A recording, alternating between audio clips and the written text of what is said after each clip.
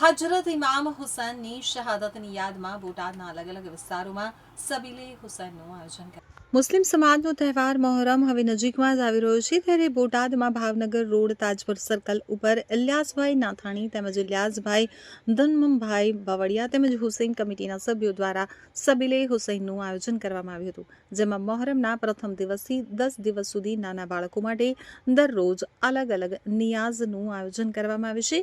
અંદાજિત 1500 થી 2000 બાળકો આનો લાભ લે છે, જેમાં દરરોજ અલગ અલગ વસ્તુઓ જેવી કે આઈસ્ક્રીમ, ચોકલેટ, બિસ્કિટ, પાણીપુરી, ખીર, ભૂંગળા બટેટા, ક્રીમ રોલ, વેફર્સ, ચણા જેવી વસ્તુઓ દરરોજ 2000 થી પણ વધારે બાળકોને આપવામાં આવે છે।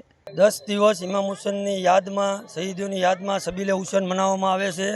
10 દી શરબત, દૂધ, કોલ્ડ્રિંક, ચોકલેટ, ક્રીમ રોલ, આઈસ્ક્રીમના પછી ચણાનો પ્રોગ્રામ હોય છે। 10 દી અલગ અલગ 1000 થી 1500 છોકરાને નિયાઝ વેચવામાં આવે છે હુસૈની કમિટી તરફથી।